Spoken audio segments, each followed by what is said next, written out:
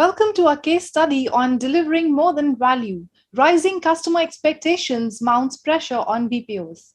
And to elaborate on this very key topic, we are joined by Mr. Rishi Rajj Pradhan, VP and Regional Leader, Conduent APAC. So, welcome, sir, and over to you.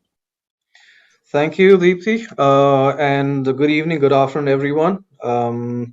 So, having kind of gone through some of the earlier sessions, I guess it was a pretty much a packed day, and me being the last one who's going to be presenting, hopefully I'll be able to kind of do a little bit of more value add in continuation with what the other senior leaders have done, and it is a big honor for me to be sharing some of the work that we have done as far as keeping a customer in mind and going back and looking at how do you really uh, take on the journey of delighting the customer.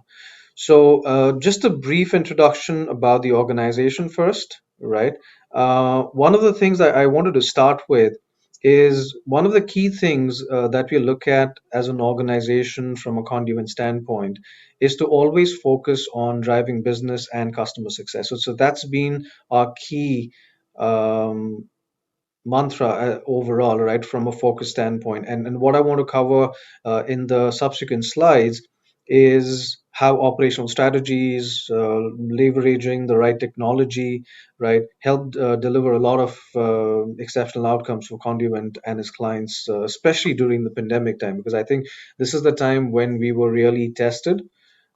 Pushed against the wall in certain cases, and on all organizations, especially in the BPO space, has really come out very strong, very resilient in terms of how we really manage not only to work with our clients, but at the same time having a very humane face as far as taking care of our employees, taking care of their extended families from a safety standpoint. So, brief about myself. My name is Rishi Pradhan. I'm based in Manila. I've been with Conduent for close to 6 years, and I am responsible for the delivery and the operations from the region standpoint. So, I will not get into too much with this. So, like I said, see, Conduent as an organization, I'm sure a lot of you would have heard about Conduent. A brief background of Conduent is that we are a pretty, I would say, a new organization in the sense that from an industry standpoint, um, we were a branch out or from Xerox Business Services when Xerox decided to kind of split their services between everything technology and business services. This organization was carved out to be an independent organization as Conduent. So we've been in the market for the last close to 5 years, and one of the things that we've always been focusing on, and from a legacy standpoint, also is how do we continue to go back and look at creating outcomes, right? Exceptional outcomes for enterprises and millions that basically count on the services that we provide. So if you look at this from an organization standpoint, we've always gone back and looked at the focusing on the how. And one of the things that we're looking at is also going back and making sure that we look at the how and try to attach this as far as focusing on the mission from a client standpoint. So we've always looked at every client every time, and that's been our motto. That's the same conversation that we have with our managers, and then we kind of cascade that same thing back to the agents and CSRs on the ground, right? And what we have done is that we've always had a very strong domain expertise. We've kind of leveraged everything from a technology standpoint, and at the same time, we've kind of really invested with our associates to make sure that at the end of the day, they're able to deliver the right outcome back to the clients that we support. This is our main overall pillars that we're looking at in terms of how we do it. So we've always gone back and looked at three main pillars that we're focusing on from an organization standpoint, right? We looked at growth, we looked at efficiency, and we looked at quality. And focusing on all of these three things, right, especially with the mix of people, process, and technology, we have always gone back and looked at driving more value add to our clients, whether it's through our associates we have, whether it's through the technology solutions that we provide, and at the same time leveraging the domain expertise that we have with years of services of working with some of the big clients, whether it's in US or in Europe or in the APAC region. In the subsequent slides, I'll talk a little more about how we really gone through the journey so that you'll be able to relate to why am I saying that as an organization we're focusing on the three pillars of growth, efficiency, and quality. So this is just a little more details about who we are as an organization. Globally, we're around 60,000 people. We are spread across 24 different countries. We've got a pretty deep footprint and a heritage as Xerox and ACS. So been in the industry for close to over 30 odd years, where we were founded as a new entity in 2017. Like I said, when we came out of Xerox.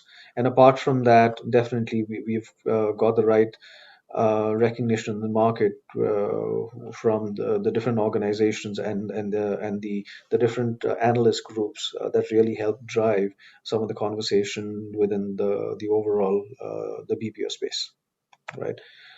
These are just again a little more details in terms of the kind of complexity that we deal with. So we are basically set up as three separate business units: commercial solutions. We do a lot of work in government, and we do support a lot of work from a transportation standpoint. And then again, I won't get into too much details. I'm sure a lot of the audience members and plus some of the esteemed panelist members and speakers are from the BPO background, and I'm sure they do understand this.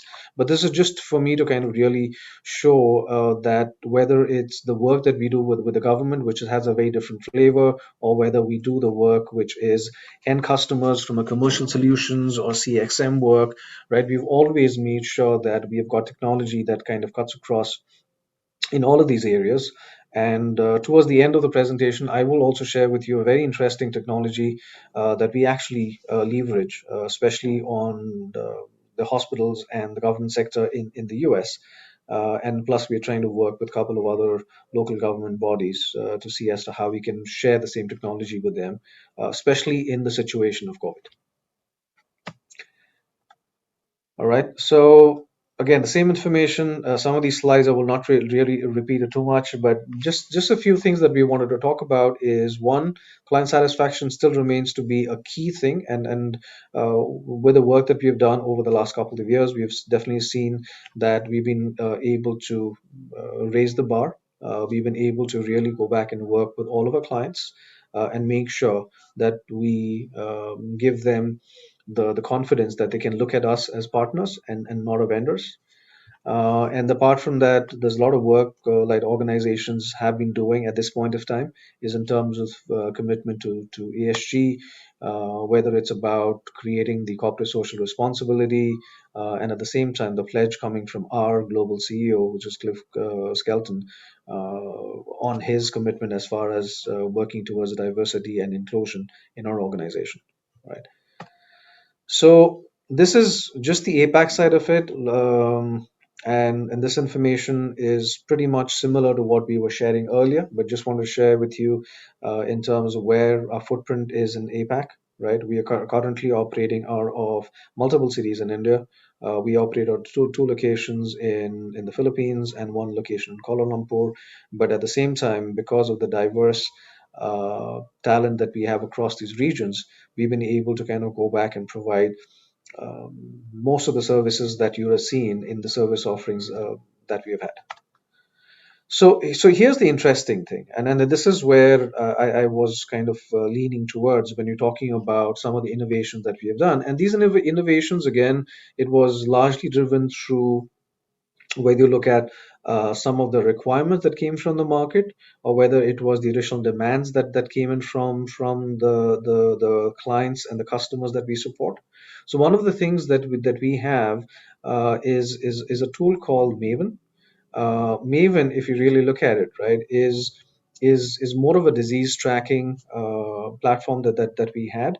But one of the things that we did with the rising number of cases of COVID, to understand in terms of how better we can help the local governments, whether it's state or federal, or some of the private establishments in terms of contact tracing, work with some of the healthcare firms to make sure that they have the right data so that they can go back and do analysis as far as um, what the data really shares us in terms of information about the different hotspots, the different age groups, and all of these. And it was largely to go back and make sure that we are reducing the overall exposure or the risk that typically comes out in terms of the outbreaks.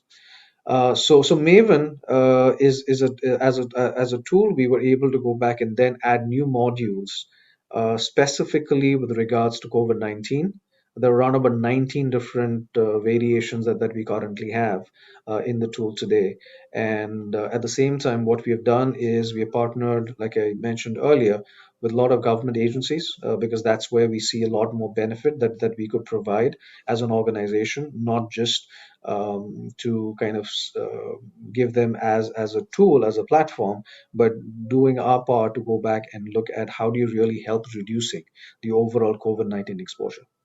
More than that, the other success factor that we've seen from a Maven standpoint is the contact tracing feature. And this is one of the biggest issues that we had in the initial stages. If you kind of take a step back, let's say a couple of years back when COVID was at its height, there was a lot of questions around, okay, how do you really go back and curb it? How do you really identify in terms of looking at certain possibilities of mitigating the spread. So the contact tracing was one of those ways where we were able to go back and provide the inputs that is required by hospitals, by healthcare organizations, governments, and all of those. And if you really see the video later, which I'm sure is going to be more interesting than me talking about this, it really kind of gives you a very good understanding of what is it that we have done to really tweak the platform to bring in the right technology, take in the feedback from the market and from the different customers and the clients that we support to really make sure that it's a very comprehensive response solution, right? That helps us not just from a prevention standpoint, because through the kind of the reporting that it builds and the analysis that we do using the analytics that is built in, and at the same time is a very friendly tool that people will be able to go back and use as far as going back and updating their information. And then if you kind of move on, it's mostly from a mitigation standpoint, right? In terms of how do you really help identify, notify, and at the same time key of monitoring those people exposed to COVID, especially using the contact tracing tools that we currently have, and more than that, kind of sharing the information to a larger group or a larger federal unit or a state government to kind of make sure that they're able to leverage the information so that they can reduce the exposure as far as the additional outbreaks are concerned. And right, and more than that is the sheer requirement for us to make sure that we contain the overall spread of COVID. Because I think as an organization, apart from everything that we do, this was our way of going back and seeing on how we could really provide more support, especially with regards to COVID-19. So what I'm going to be sharing with the audience is this video. So this video runs for around 2 minutes. I hope you really like some of the information that is there. And more than that, it also really talks about how do you really do about starting from the monitoring, the tracing, and the reporting of cases, right? Which is seen as a huge benefit today, especially with the US governments and some of the local governments that we work with, and even some of the large healthcare providers that we have that are kind of leveraging the data that comes out of the system. All right. So playing the video, I just hope 19 cases. everybody can hear the sound. Let me just make sure that the sound is all right. Perfect. Contact tracing is critical to slowing the spread of COVID-19, maintaining the health of our communities, and reopening our economy. And that demands technology that can deliver automated, accurate information and flexible interoperability to drive greater collaboration and inform containment decisions among key stakeholders. The Maven COVID-19 cloud-based module from Conduent gives public health authorities and private organizations a flexible and configurable platform to monitor, trace, and report on confirmed COVID-19 cases, along with those exposed, to help reduce the spread of the virus. Medical providers enter each patient case into Maven, including details such as age, symptoms, travel history, and any chronic diseases. Relevant details are automatically shared electronically with local and state public health agencies as well as the CDC. As the patient self-quarantines, Maven empowers health agencies to follow up using continuous automated surveys sent via text and email. Using robust contact tracing, public health officials can quickly identify and reach out to others who may have been in close contact with the patient. Those potentially exposed will also receive messages to self-quarantine, follow up on symptoms, and identify people they were in contact with. Automated workflows allow CDC reporting, detailed patient updates for follow-ups, and other relevant insights to be shared among healthcare organizations, informing containment measures. Comprehensive data visualization and geocoding integration help public health officials visualize areas where the outbreak is not contained and who may be exposed to help reduce the spread in real time. The Conduent Maven COVID-19 module streamlines contact tracing, automates case management, and facilitates insights to help flatten the curve. All necessary steps to reopen our communities and economy. Monitor cases, track exposure, and reduce the spread with the Maven COVID-19 cloud-based module from Conduent.